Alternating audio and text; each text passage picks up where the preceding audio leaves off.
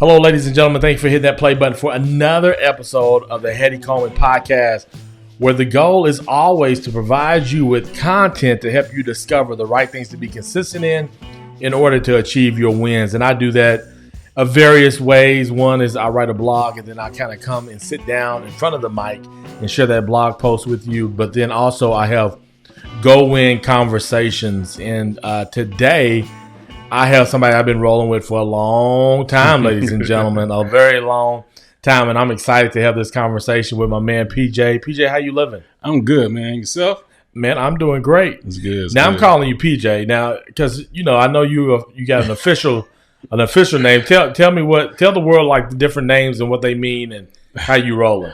My full name is Rudolph Tolar Jr. I also go by PJ, P-Jilla. P-Jilla, I got that nickname in college. And what else I got? Jilla. So it's PJ, P-Jilla, Rudy, or Rudolph. Yeah. Do you remember when you got to P-Jilla? Yeah. One of I believe it's my guy, Randy Bush. I want to say around 98, 99. So I think it was out there a song on Jay-Z, something that said P-Jilla. So it came from that, and then since then everyone started, what's up, P-Jilla? What's up, Jilla? So it came from that. So I want to say either my guy Randy Bush or my guy Johnny Jones. Okay, gave me that nickname. I'm gonna help PJ with the mic. Just kind of turn it. Get it a little bit. Yeah. Okay. And then you can push it this way. Is that there? Yeah. No. You can actually push the mic to angle towards you. Oh, okay. Gotcha. There you go. There you go. Yeah. So. P-Jilla, and then when you grew up, what did everybody call you? PJ. Okay. PJ. So PJ, your name starts with an R, right? All right. So I'm Junior. So my grandfather on my father's side, they told me that my father was messy when he was young, so they gave him the nickname Porky, kind of Porky the Pig, like a messy pig. Okay. So I'm Porky Junior. Okay. So I got two cartoon characters: Rudolph the Red-Nosed Reindeer, that's get teased a lot, and then PJ Porky Jr. So nice. And this is out in Chicago. Yes, out in Chicago. Tell me what it's like growing up in Chicago. Woo, crazy. Learned a lot, but also was a lot of love. Like my family grew up in the Robert Taylor Homes, the projects on the south side of Chicago, and then my mother, started working at Blue Cross Blue Shield. So we moved out the project, but we was still to stay with my grandmother who lived in the project. Both sides of my family, my father and my mother's side, stayed in the Robert Taylor home. So you'll see drug dealing, gang banging, but also you see kids having a good time. Yeah. And then after we moved out the projects, we stayed in an area called Inglewood, still the south side of Chicago. Our block was kind of calm, but surrounding blocks was kind of crazy. Like I said, gang violence, things of that nature. So it was crazy, but I'll say I survived. I came to Oklahoma to change my lifestyle. So I'm out here now. So you're in Oklahoma. We're in Guthrie, America right now, which is in Oklahoma, just north of Oklahoma City. You went to Langston, which is just a few minutes away from Guthrie, America. Mm-hmm.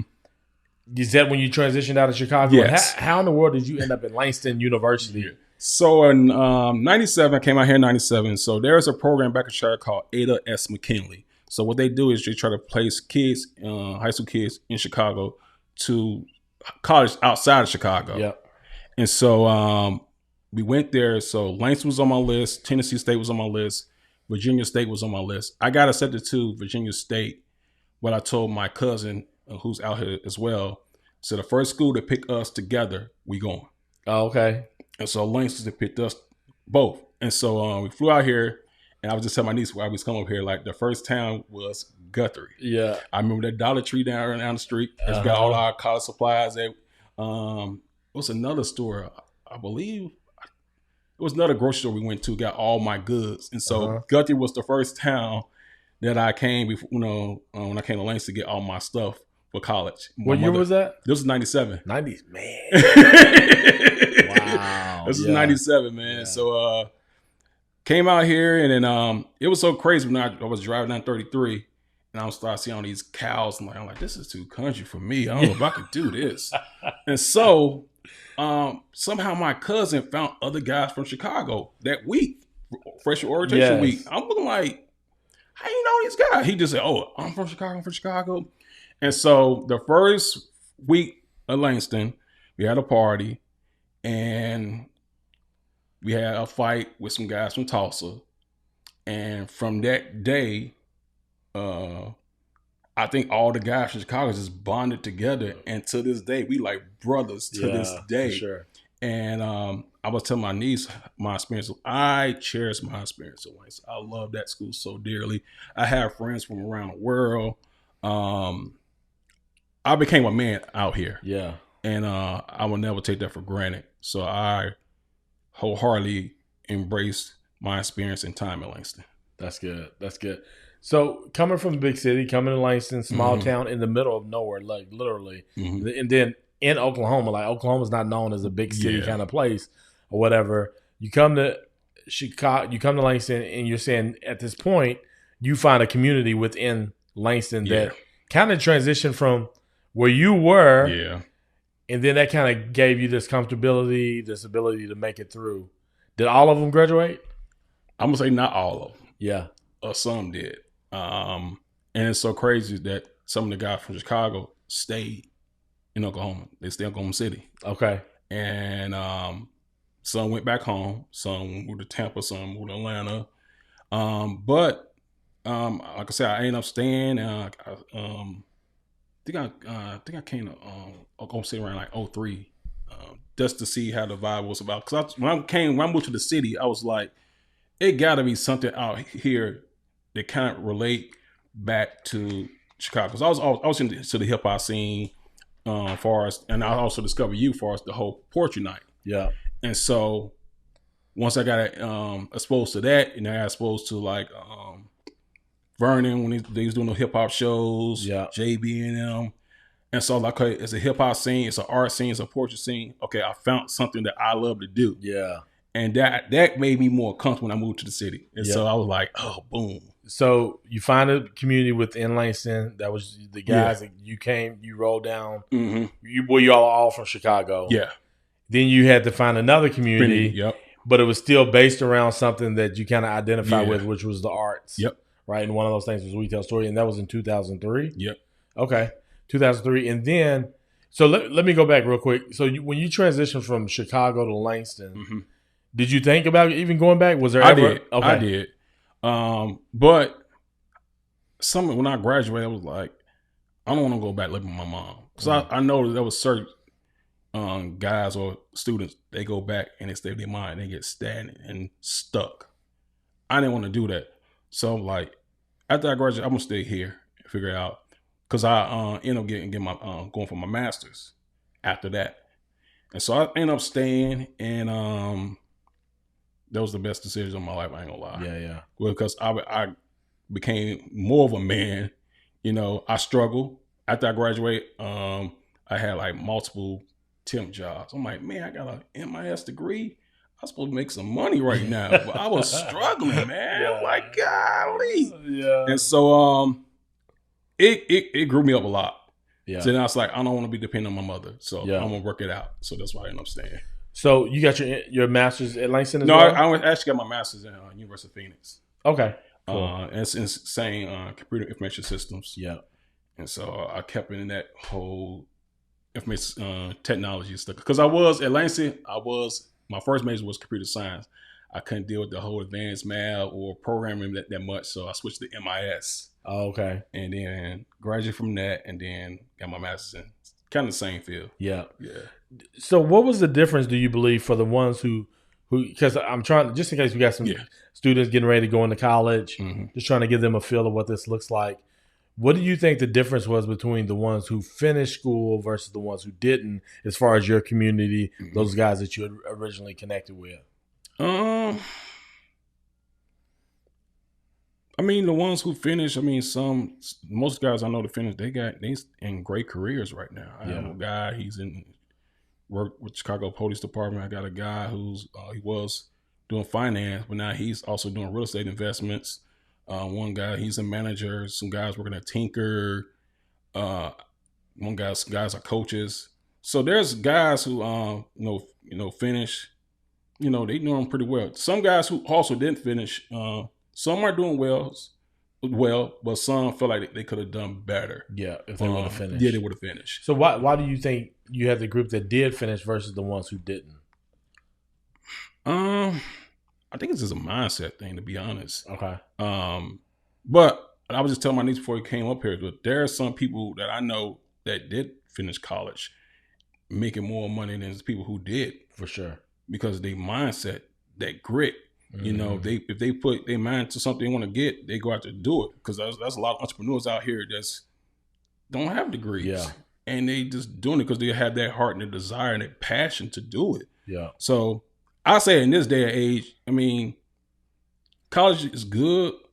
And I highly recommend because I enjoy my college experience. Yeah. But you don't have to have the college degree to be successful. Yeah. You don't. Yeah. Me personally, because I've seen it, I read stories, I've seen multiple entrepreneurs who dropped out, yeah, and being multimillionaires and billionaires. Yeah. So it's just the whole mindset and the passion. Yeah.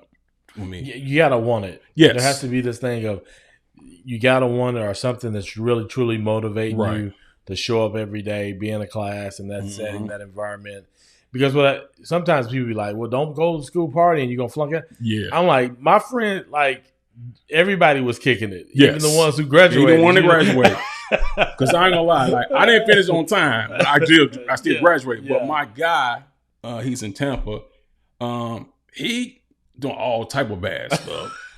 And he the one finished on time and got the straight A's. I'm like, how? Yeah. Yeah, it's crazy, right? I know all the bad stuff that college students do.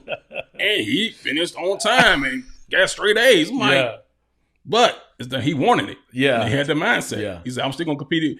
I still have my fun. I'm still going to reach my goal and graduate on time. Yeah, he still wanted to go after it. Right. And so, but we're not encouraging students to go party and kick it and do things that they shouldn't. No. I'm just saying, like, I like how you clarified or identified that you believe that it's a mindset thing that gets people through that, which that's the way life is in general. It's like typically those who really want it have set their mind to going and get it. Right. And so regardless of what gets in the way, I'm still going to go after it. Yep. You wanted to finish. You wanted to graduate. It may take you a little longer, but you finished. Right. Because you wanted it. Right.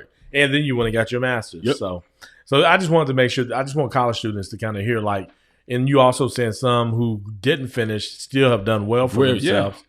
So it's not like that's, if you don't finish, don't give up hope. Exactly. You know, keep pushing, get out there and do the things that you need to in order to be successful. That's right. But I think discovering that thing that's that win for you in life is important. Because once you discover that and really know what you want, then you just kind of go after it. Yeah. For example, going back to your life, you find We Tell Stories, you find a camera. Right? And then you haven't given it. How long was that? 17 years ago? I mean, I started, I'm going to say around, it was 2009. That you started with the camera? With the camera. Okay. Yeah. And so, 11 years ago. Yeah, 11 years. So it started with that because, like I said, went to We Tell Stories in the previous relationship. And I just want to be around the culture. And then that, to be honest, that opened me up because I was very kind of shy, reserved back then. So getting a camera, interacting with people, and your crowd and all that stuff, it took me to a whole nother level. And then that's when, when David saw that, he discovered me. He's like, okay, hey, bro, you want to do some this for me? I'm like, sure. Yeah. And that built that relationship with him. So I tell people all the time, like, I got my start from We Tell Stories, that's capturing people, and that also built relationships with people in the community. Yeah. And so, and also through the event. Yeah, through the event. Yeah. And so, and I will never take that for granted as well. I love it. I love the singing. I love the poetry. I just love the whole community. Yeah. So the vibes, the whole vibe, man. It was just refreshing. Like every time I was like, yes. Get ready to go, We Tell a Story, blah, blah, blah. And, and I was doing that out of love. Yeah. Because like I said, I want to get paid. And I didn't expect to get paid. Yeah. I was doing it out of love because I love people and I love what you was doing for the community. Because like I said, my ex brought it to my attention. I was like, cool. But then after a while, she didn't like to go. I'm like, why? It's just the same thing, same old people. Like, no, this is dope. This is dope. Yeah. And so, and it kept growing and growing and growing. So I love it. I love the whole vibe. You know, and so thinking about that you doing that for free, Mm-hmm. because oftentimes as entrepreneurs and people who want to get out there and start doing something, you did stuff for free for a while. Yeah. Mm-hmm. And the reason you do that is because what? You get to meet people, Yep. you build up your community. Yep. Speak to that. All right. So I tell a lot of people this when I first got started. It's all me. I'm about building relationships. Mm-hmm. And so, like, for instance, this past Saturday, I did a group of women asked me to do this shoot for them. Bunch of like powerful black women here in Oklahoma City. I'm like, okay, I'll do it for free. And I know half of the women of the group. And I'm like, no, I don't want nothing. I don't want nothing. It's like, no, look, you a tip. I'm like, I don't want a tip. They gave me a tip. But also, there's also an opportunity where I can do future shoots with them. They'll pay me. But also, I'm about community anyway. But I always tell people that the blessing will come back around. Mm-hmm. And so I don't mind doing, like, in the beginning, I don't mind doing stuff for free. If it's going to come from the kindness of my heart. Yeah. Because I know at the end of the day, the blessing will come back around. Yeah. So that's my whole MO on that. For sure. You know, because somebody else who got started with Retail Stories, Sean Johnson. Yep. And I'm pretty sure Sean can verify this if he's listening. Sean's continued to do well for himself as an artist. But I remember when I would have these talks with him about like, dude, go do as many free shows as you possibly can. Mm-hmm. Because that's how, one, you're going to be able to get in some doors to get exposure to people who may never have seen you otherwise. And I mean, I think Sean now credits some of that to his success now. And everybody still does stuff for free. Right. He going to London and stuff. Like, man, put me in a suitcase with you, brother. I want to go. But yeah, that's like from there, because I met Sean through my ex-brother, Larry. Yeah. And I went to one of the studios, his first album, went in the studio show. I'm like, this brother is dope. Yeah. I was a fan when I first heard his songs. I'm like, oh my God, he got this neo soul gospel vibe. I love it. And being a fan from him, being a Retail Story, it created his fan base here. Yeah. Yeah. And then everybody else can just share his, like you said, keep doing these free shows. Yeah. They're going to share free publicity, share your music, your videos. You got a bigger fan base. Yeah. Now you got an audience. Yes. Now he has thousands of Instagram followers, Twitter followers, you know. Yeah. I'm like, can I get a few? Like, exactly. Can I get a cut or something? Yeah. Sean is killing it right now. I'm happy for that brother, man. And I love his, like, he's still one of the artists that I like. If I'm going out on a walk or cleaning up around the house, I'm listening to Sean Johnson. Yeah. I was like, which is crazy. I was cutting grass. I was listening to it. Yeah. So then I was like, I saw it on Tidal. I'm like, oh. All his albums on Tidal. So I started going through all the old school stuff. Then I went to my old CD folder and got his first album. Yeah. I'm like, golly. So it's super cool. Like, I love watching your story. A lot of the stories that kind of that I had the opportunity to be connected to through Retail Stories, like just how people have evolved and built communities out of that community has been really cool. And I think some of that, thinking about that, what are some things that because Go Win is about what are those right things to be consistent in order to achieve the wins that you want for your life. Like, I don't know if I pinpointed that as what that win looks like for me today, but what do you think were some right things out of that event that you saw that we were doing over and over again? I feel like you guys were promoting local artists, also bringing the community together, because there was back then, a lot of people that wasn't nothing to do in Oklahoma City. Mm-hmm. And then I know a lot of people feel like certain things they don't want to do back then, but you created a space, a positive space for people to hang out and just be themselves and enjoy good music, good poetry. And then and also those poets also speak their truth, showcase their talent. And so it was an outlet for them. It was an outlet for me because I'm an upcoming photographer, and I'm able to try things, lighting, this and that. And from there, I graduated from that because I was doing just on-camera flash. After that, I got the speed light, and then also you guys allowed me to come out here to do family stuff with you guys. Yeah. And so I'm learning through this whole process, and so I think we tell stories. The whole vibe, the whole environment. It just opened up a lot of doors for a lot of artists out here. So Yeah, I think showcase. I think that was probably the number one thing we did over and over again was give people the opportunity to showcase their talents and gifts. And in that, I think people appreciate because there wasn't a lot of outlets, especially if you were a Christian-based artist. There wasn't a lot of outlets for that, and which I would say there's still not today. I don't think there's a ton of them. If there's any, that lets them be a true artist and not have to go into a church environment to do that. So, talking about being an up-and-coming photographer at that time, now you're a vet. Like, not saying you stopped learning, but what are some things that you have seen that you had to do consistently in order to get to where you're at today? I would say what I continue to do. I watch a lot of YouTube videos. I read a lot of books. I attended a couple of conferences and workshops to build my craft. And then also I was with a group of other photographers who want to learn and better themselves as well. So I learned more natural light photography. I learned studio photography. So every day to this day, like after a shoot or event, I will go through my photos, like what I did wrong. And then if I see an error that I made, I go online and research, okay, what I could do better. I should have lit this way, or I should have had the eyes focus or had them move this way, or I could have caught that distraction on the background. And so I kid you not, my wife would tell you, like I'm up almost like sometimes 1 a.m. watching YouTube videos or reading articles to better myself. Yeah. Because I'm not in a competition with anyone. I'm trying to better myself every day to make sure I do great work for my clients. And like I did a branding session yesterday, and we did it at the Coco Hotel down in Oklahoma City. So we did these shots, and then I showed her the first image, and her eyes is lit up. Oh my God! Because for me, I shot this place multiple times. Yeah. So I know how to light it, this and that. And so I was telling her, okay, what you wearing? I'm wearing this tan outfit, whatever. Okay, your outfit or your complexion will fit great in this background. So I try to study, and then also, any shoot, I make Google Map, whatever, and I study the areas. I also study the time of the day.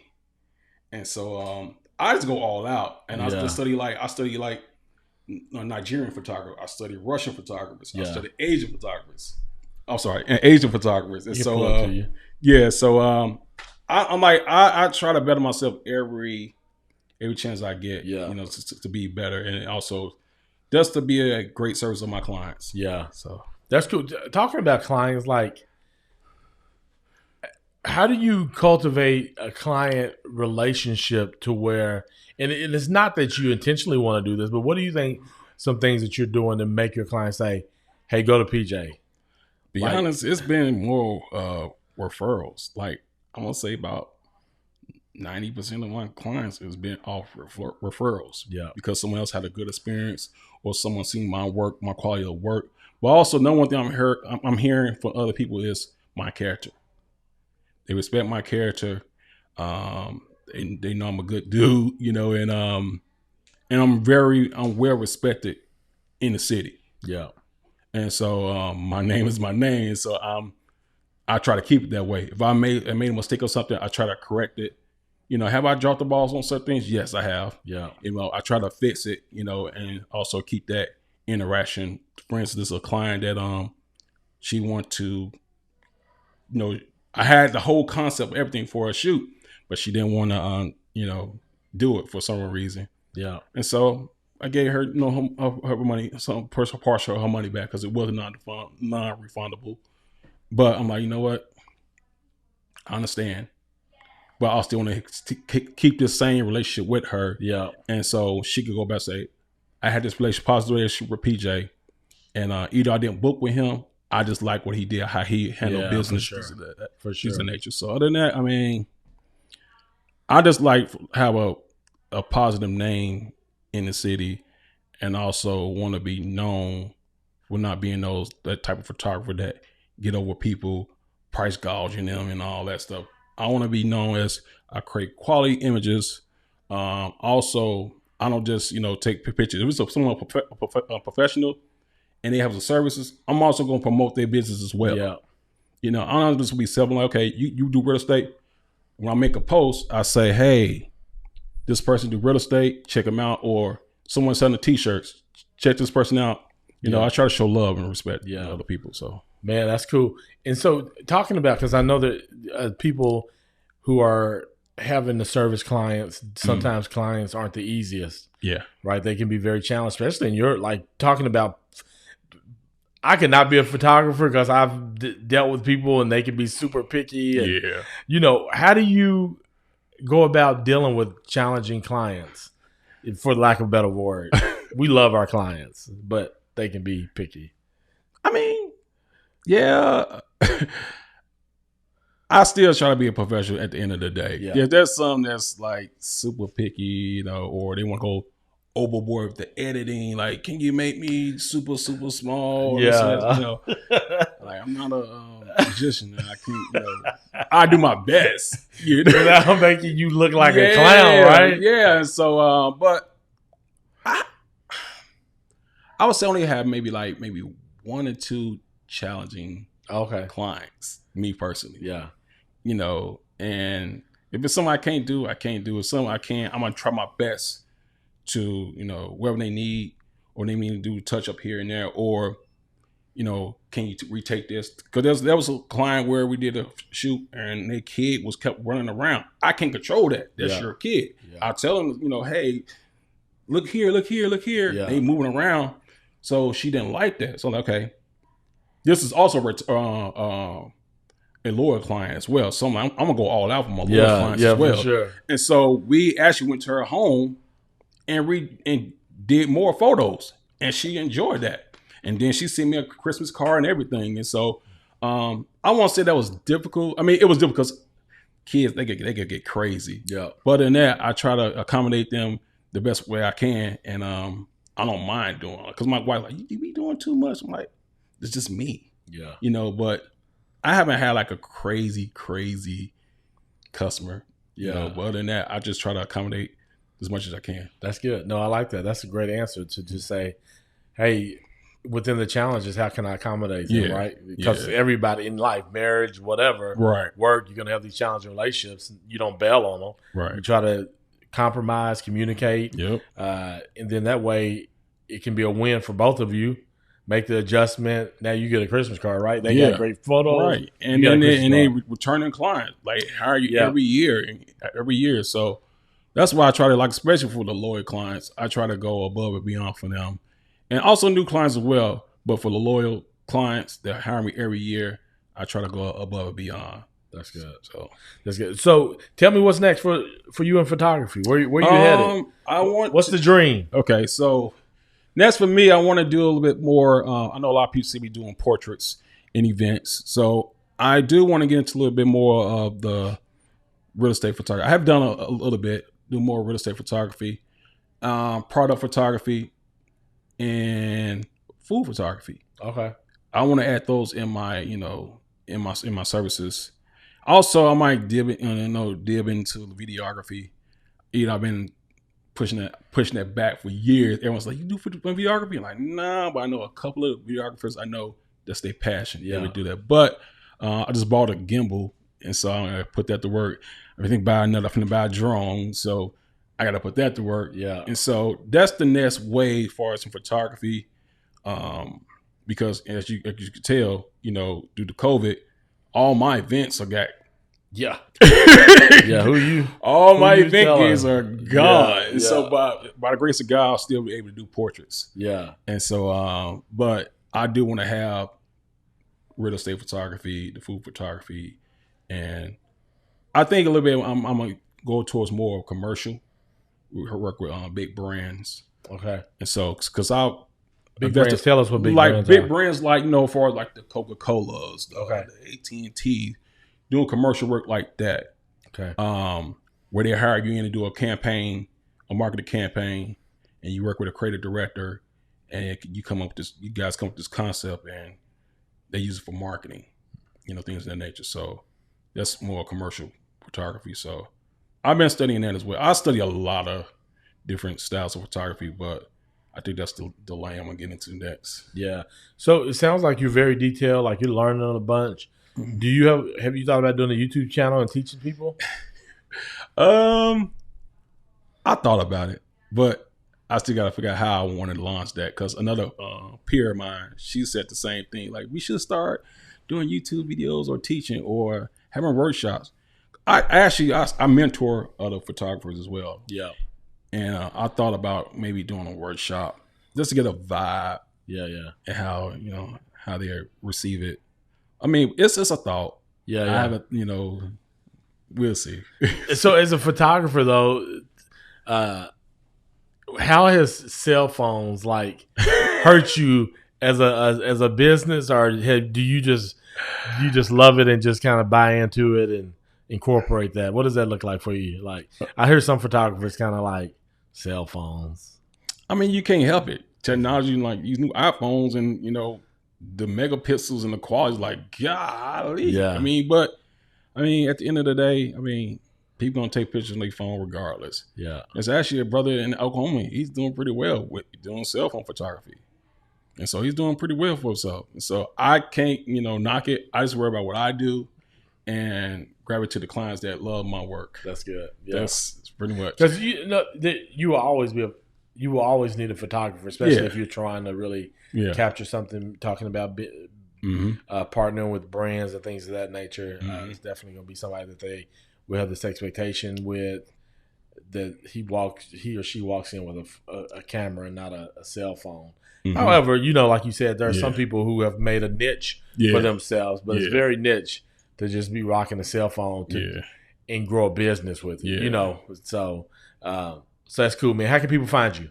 I'm on Facebook for photography, Soul Focus Photos by R. Tolar, IG Soul Focus Photos, Twitter Soul Focus Photos. The website, because I'm trying to change it up. I'm on Squarespace right now. So the website is www.soulfocusphotos.com. It's currently private right now. I'm just making some tweaks and trying to get that up and going on that as well. Also, some people personally, I am under Rudolph Tolar. That is RUDOLPH. Tolar is T as in Tom, OLAR. Nice. Man, just real quick, talking about website. Do people still go to websites? Like, to be honest, have you found value in that? To be honest, I get most of my bookings through social media. Yeah. My Instagram on Facebook page. Yeah. That's where 90% of my business come from. Then also just word of mouth, people calling me, whatever. But that's where you see my portfolio at. Yeah. And so they say you do, but I don't, because there's been times where my website been private for years. Yeah. And I still get booked. I just tell you, I still get booked. Like I be like, I'm like 2 months booked in advance. Yeah. Off Instagram and Facebook. Yeah. And so teach his own, what I'm saying? Sure. So what? For sure. I mean, I'm not a photographer, but I still have a website. But every time somebody asks me about a website, I'm like, what do you need? Like, right. Well, are you going to truly be pushing it? Like, if you don't have a game plan to get people to your website, right, there's no need to even having a website if you already have an Instagram and Facebook. And like you said, most people are reaching out to you via one of those two. So because they can just pretty much, what's your Instagram page? Oh, here you go. That's why I made, my personal and my business page. So you can see all my work. If you have any additional questions, let me know, and we go into details on everything else. But other than that, Instagram, Facebook, that's why I got my. So you got a personal and a business Instagram? Yeah. So you kind of separate the two? So I separated the two. So I had a P. Jill Shy on Instagram, and I had a Soul Focus Photos account. Okay. So I separated. Okay. I actually did, be honest, I did that at the beginning of the year. This year? Yeah. I was going to say, I don't know if do I follow? You follow P. Jill Shy. Okay. Yeah. So I need to follow the business. So the business got all my photos on it. And so I had to make that switch because I was seeing a bunch of my peers, not just here, but photographers around the United States, separate their accounts. So it's best. Yeah, you hear either way, like different ways. But I think if you can manage both, cool. Yeah, I try to manage both. I need to get back to. I need to get down where I'm scheduling posts and things of that nature. I've been kind of lazy on that, but how you scheduling them? Through Facebook page? There's on Facebook, and then also because Facebook on Instagram, you also do the schedule on there as well. Yeah. Or there's apps you can use to schedule. Buffer and all that.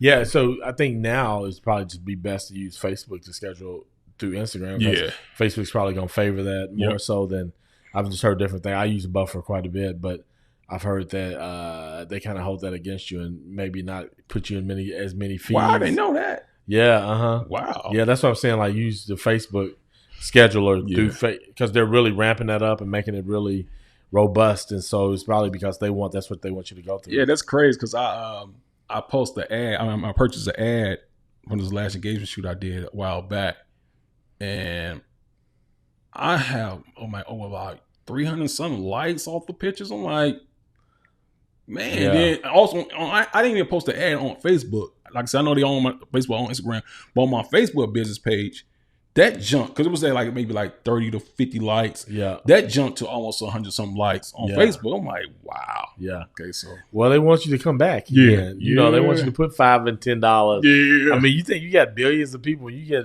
half of them, $500 million doing $5 boost every once in a while. The money they making is ridiculous. Exactly. Man. You know, but so let me say this too. Not that I'm bashing websites. I think I would more so say people have a website, have an email list because those are yours. Yeah. Facebook, like you said, like getting in front of people is challenging. Even building so there's an app called Basecamp, like building your community through that, like maybe your photography community. Because then, like, even though my people have come and liked my Facebook page, they still don't see all of my stuff. Yeah. Even though they have intentionally came and said, hey, I want to see this person's stuff. Right.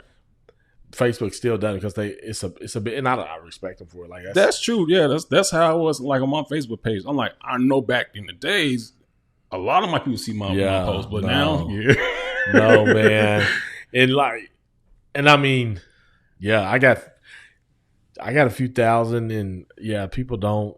Yeah, they don't see it, so that's the reason. And one, I know like all the 1,000 people on my social media, or whatever, aren't going to be true fans. Yeah. And so I'd rather have my true fans in my email list or in a separate community where I'm touching them on a regular basis. Not even in groups. Like when you create a Facebook group, everybody doesn't see it. So it's just wild, you know. Yeah, that's crazy. It's just wild, man. So, but you just keep trucking at it, man, and moving along. One more thing before we jump on. You talked about mentorship. You mentoring people. Do you also have a mentor? To be honest, I don't have a mentor as far as photography. There was a gentleman that I admired. His name was Omar. He was more fashion editorial. So I seen his work, and then I met him at a networking event, and I just came up to him like, "Hey, I just want to say I admire your work. I think you're a great photographer." And so he started following me and started seeing certain things I was doing. So he would just inbox me like, "Hey, do this, change your settings here and there." And then when I started doing studio lighting, he was the first guy to allow me to use his equipment. I'm like, this is some expensive equipment. Yeah, that's true. And so I did a shoot with a friend of mine on a rooftop, and he came and I learned how to use studio lights. And he was like, okay, you need a little bit of money, use this. So he was giving me tips back then. And then I started studying other photographers, like some photographers in New York, Atlanta, things of that nature. And I started reading a lot. And then people started coming to me, inboxing me, like, "Hey, I like your work, your style. Can I get some tips?" I share tips. I don't give them my whole everything, but I don't mind sharing, tips and things of that nature. And then young man named Sakarius, right now, his I think his IG is Zero Creative. Back in he followed me. He was shouting me at my old church a long time ago, and then a couple years ago he came back and said, "Hey, PJ, I want to shout you more on your shoots." I'm like, "Sure, no problem." So he took everything I told him with the camera, the lenses, and everything. And I tell you right now, this young man is killing it. Like I told him, like, it's time for you to start charging what you're worth. And I could see you going to LA or New York because he shoot kind of like more editorial style. He's been published a couple magazines here in the city, but I'm so amazed at how he have grown as a awesome photographer. Same with my other friend Jaleesa. Her father introduced her to me years ago. He's working at Dell, and then we did like a little fun shoot together. She took pictures of me, and then she did my second wedding I've done. I had her to like, hey, you take this camera, shoot like this. And I told her, actually, no, I just told her like, be yourself, and she killed it. Yeah. And then she started, studying other photographers, going to a workshop, and now she's a beast when it comes to wedding and branding photography. So is she still in the city? Yeah, she's still in the city, killing it. Yeah, that's another person that I just like so happy I seen grow. Yeah, and so there's another young man who's also want me to mentor. So I'm waiting for his glow up. Happen. So I'm happy. I mean, I just want to get back because I'm gonna say for us, Omar, he gave me some tips, and then another guy, I'm gonna take it back. Another guy named Johnny Hernandez. We had all these meetups, and also learned like editing and also lighting from him as well. So those two people that I would say I got my skill set from, and build from that, and then study and practicing trial and error, things of that nature. So man, shout out to you photographers and that editing stuff, man. Like I cannot bro, the coloring and all that stuff, and it took me histogram, and it took me years. I'm like, I can't. It took me years to actually master Photoshop because I was like, when I first started, I was using Inkscape and GIMP. Yeah, I would use those open source programs, and then Omar got me on Lightroom and Photoshop. But I didn't touch Photoshop. Like I was like scared of it, and then I noticed some of my peers was like, yeah, his retouching ain't that good. It's okay. They not saying, but I can tell. Yeah, because there was one incident where I had a whole concept for a photo shoot with a peer of ours, and then I get to the shoot. They went with someone else, but my peer told the other photographer like, "Come and learn." I could have said, "Screw y'all, I'm not coming," blah blah blah. But it was a learning experience, and also motivated me to go back and study. So the next time, no one will never reject me again. For sure. That's cool. That's cool, man. That's cool. Tell people one more time, where can they find you? What's the one spot? Like, if there was any spot in the world, what would they go to find you? Instagram? Soul Focus. That's SOFOCUSPOOTOS. That's Instagram. Then also, if you're on Facebook, Soul Focus Photos by Art Tolar. So those are the two main places where man, make sure y'all go follow PJ. PJ, man, thank you so much. That was a lot of good information, man. Yeah, man. So go follow PJ.